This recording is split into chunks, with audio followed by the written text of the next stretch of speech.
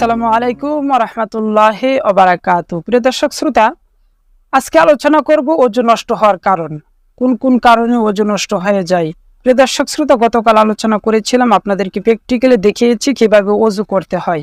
যারা ভিডিওটি দেখেন নাই, ডেসক্রিপশনে লিংক দেওয়া আছে, আপনারা সেখান থেকে দেখে নেন কিভাবে প্র্যাকটিক্যালি ওজু করতে হয়। আমি দেখিয়ে দিয়েছি, আপনারা সেখান থেকে দেখলে বুঝতে পারবেন ইনশাআল্লাহ। তো প্রিয় দর্শক শ্রোতা, আজকে আলোচনা করব ওজু নষ্ট হয় কোন কোন কাজ করলে, এবং ওজু একেবারে ফাসিদ হয়ে যাবে, ভেঙে যাবে, আবার নতুন করে ওজু করতে হবে। প্রিয় দর্শক শ্রোতা, কিতাবের মধ্যে লিখেছেন ওজু ভঙ্গ হওয়ার কারণ হচ্ছে 7টি। এই 7টি কাজ যদি সংগঠিত হয় তাহলে আপনার ওজু নষ্ট হয়ে যাবে। আপনি হয়তো জানেনই না এই 7টি কাজ করলে ওজু নষ্ট হয়ে যায়। তো আজকের এই ভিডিওতে আপনারা জানতে পারবেন কোন কোন কাজের কারণে আপনার ওজুটা নষ্ট হয়ে যাচ্ছে। প্রিয় দর্শক শ্রোতা, 1 নম্বরে হচ্ছে পায়খানা বা পেশাবের রাস্তা দিয়ে কোনো কিছু বের হলে আপনার ওজু নষ্ট হয়ে যাবে। আমরা প্রস্রাব পায়খানা করি, পায়খানার রাস্তা দিয়ে যদি কিরমিরি বের হয় বা কোনো রক্ত বের হয়, আপনি পায়খানা করেন নাই কিন্তু এরপরেও পায়খানার রাস্তা দিয়ে যদি কিরমিরি বা রক্ত, পুঁজ এগুলো বের হয় তাহলে আপনার ওজু নষ্ট হয়ে যাবে। তবে প্রস্রাবের রাস্তা দিয়ে যদি কোনো ধরনের বায়ু বের হয়, এটা রোগজনিত কারণে বের হতে পারে। ডাক্তাররা বলেছেন যে প্রস্রাবের রাস্তা দিয়েও কোনো রোগজনিত বায়ু বের হতে পারে। যদি প্রস্রাবের রাস্তা দিয়ে কোনো রোগজনিত বায়ু বের হয় তাহলে ওজু নষ্ট হবে না। শুধু পায়খানার রাস্তা দিয়ে কোনো কিছু বের হলে আপনার ওজু নষ্ট হয়ে যাবে। তবে আপনার প্রস্রাবের রাস্তা দিয়ে যদি পানি জাতীয় কোনো কিছু বের হয় তাহলে কিন্তু আবার আপনার ওজুটা নষ্ট হয়ে যাবে।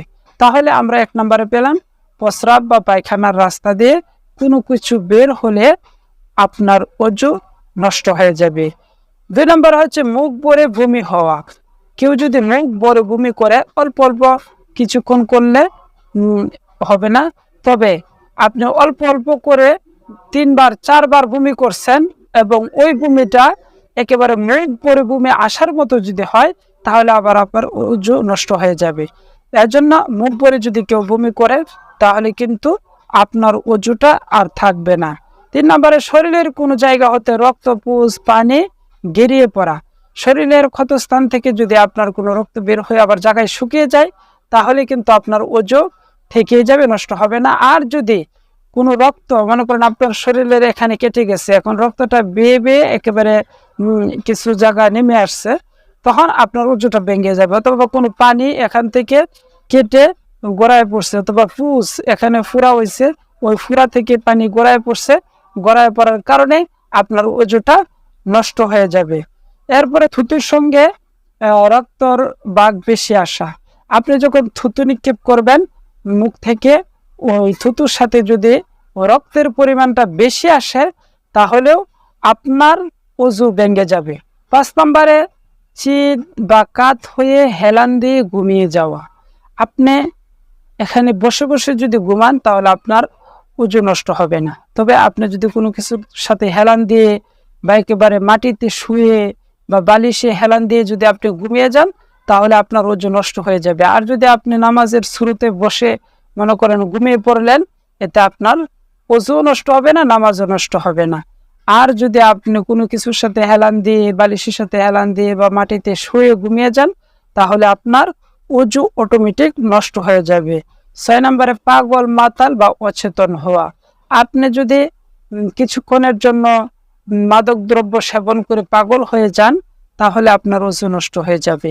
অথবা যে কোনো কারণে আপনি অচেতন হয়ে গেলেন, বেহুশ হয়ে গেলেন, অথবা গরমে আপনি স্ট্রোক করে ফেললেন, স্ট্রোক করে বেহুশ হয়ে গেলেন, এতেও কিন্তু আপনার ওজুটা নষ্ট হয়ে যাবে, আপনার ওজু থাকবে না। এরপরে নামাজে যদি উচ্চস্বরে হাসি দেন আপনার ওজুও ছুটে যাবে, নামাজও ছুটে যাবে। এজন্য এই 7টি বিষয় কিন্তু খুবই খেয়াল রাখতে হবে আপনাকে, আমাকে। কারণ আমাদের ওজু যদি নষ্ট হয়ে যায়, আমরা যদি নামাজ পড়ি তাহলে কিন্তু সেই নামাজটা হবে না। কোরআন শরীফ যদি আমরা স্পর্শ করি আমরা গুনাহগার হব। তাছাড়া যদি আমরা জুনুবি অবস্থায় থাকি, নাপাকি অবস্থায় থাকি, আমরা নাপাকি অবস্থায় যদি মসজিদে প্রবেশ করি, এতেও কিন্তু মসজিদের আদবের খিলাফ হয়। এজন্য এই 7টি বিষয় আমাদেরকে খুবই কেয়ারফুল থাকতে হবে, যাতে করে আমাদের ওযু নষ্ট হওয়ার কারণগুলি যদি কোনো অবস্থায় ঘটে থাকে তাহলে কিন্তু আমাদের ওযু চলে যাবে। আমি আবারও এক কথায় এই 7টি বিষয় আপনাদের সাথে বলছি। 1 নম্বরে প্রস্রাব বা পায়খানার রাস্তা দিয়ে কোনো কিছু বের হওয়া, মুখ ভরে বমি হওয়া, শরীরের কোনো ক্ষতস্থান জায়গা হতে রক্তপুষ পানি বের হওয়া, থুতুর সঙ্গে রক্তের ভাগ সমান বা এর বেশি হওয়া, চিৎ বা কাত হয়ে হেলান দিয়ে ঘুমিয়ে যাওয়া, পাগল মাতাল অচেতন হওয়া, নামাজে উচ্চ সুরে হাসা। এই 7টি বিষয় যদি আমাদের কোনো অবস্থায় ঘটে তাহলে আমাদের ওযু নষ্ট হয়ে যাবে, ওযু থাকবে না। আমাদেরকে নতুন করে ওযু করে তারপরে নামাজ পড়তে হবে, অথবা কোরআন তেলাওয়াত করতে হবে, অথবা কোনো পবিত্র স্থানে যেতে হবে। তো প্রিয় দর্শক শ্রোতা, আশা করছি আপনারা বুঝতে পেরেছেন। যারা এই বিষয়গুলো জানেন না, অবশ্যই আপনাদেরকে জানা উচিত, এবং এগুলো আমাদের দৈনন্দিন জীবনে কাজে লাগে। প্রত্যেক দিন 5 ওয়াক্ত নামাজ পড়তে কিন্তু ওযু আমাদেরকে অবশ্যই করতে হয়, কিন্তু ওযু যদি আমাদের ছুটে যায় আমরা জানতেও পারি না। প্রিয় দর্শক শ্রোতা, এই 7টি বিষয় যদি আপনার জানা থাকে তাহলে অবশ্যই আপনি বুঝবেন যে আপনার ওযু আছে না নাই। আল্লাহ তাআলা আমাদের সকলকে এই 7টি বিষয় জেনে তারপরে আমল করার তৌফিক দান করুন। আমিন।